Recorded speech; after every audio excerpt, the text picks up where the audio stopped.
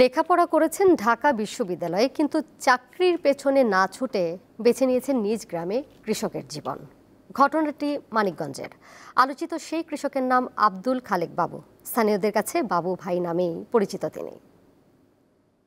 শিক্ষা জীবন শেষ করে ঢাকা ইউনিভার্সিটি থেকে মাস্টার ডিগ্রি পাশ করি। তারপরে আমি আমার জীবনটা কৃষি পেশায় আসি। আমি সরকারি চাকরি পেয়েছি, কিন্তু আমার বাপের সম্পদ ছিল 10 বিঘা।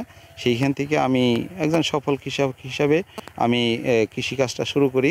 বাবার রেখে যাওয়া 10 বিঘা জমিতে চাষাবাদ করে বর্তমানে তা 35 বিঘায় পরিণত করেছেন মানিকগঞ্জের বেতিলা মিত্রা ইউনিয়নের তালিফাবাদ গ্রামের আব্দুল খালেক বাবু। আমার বছরে প্রায় 10-15 লক্ষ টাকা আয় আছে।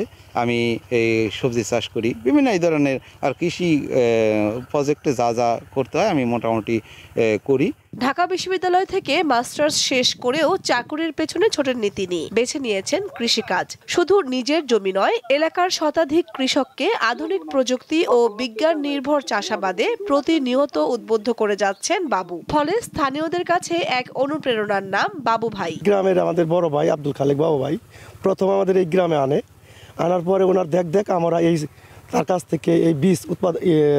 আব্দুল খালেক বাবু ভাই তার জমিতে ওই বাড়ি 17 নামের একটা সরিষা কয়েক বছর ধরে চাষাবাদ করতেছে। এর কাছ থেকে আমি কিছু বীজ নিয়ে আমার জমিতেই চাষ করি। এই এলাকার কৃষক বাবু ভাইয়ের কাছে আসে যে কিভাবে ফসল ভালো হইব, কি দিলে ভালো হইব।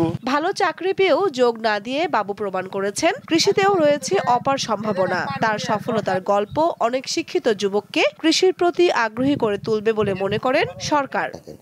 উনি কৃষি পেশার সাথে নিজেকে প্রায় 20 থেকে 25 বছর ধরে জড়িয়ে রেখেছেন। আর দেখি এলাকার অন্যান্য যে সমস্ত শিক্ষিত তরুণরা আছে তারাও কৃষি পেশাকে তাদের আয়ের উৎস হিসাবে বেছে নিয়েছে। কৃষির আধুনিকায়নে বাবুর মতো আরো অনেকে এগিয়ে এলে একদিন বদলে যাবে দেশের প্রতিটি গ্রাম। কৃষিতে বিপ্লব আসবে দেশে, এমন আশা কৃষি অধিদপ্তরের।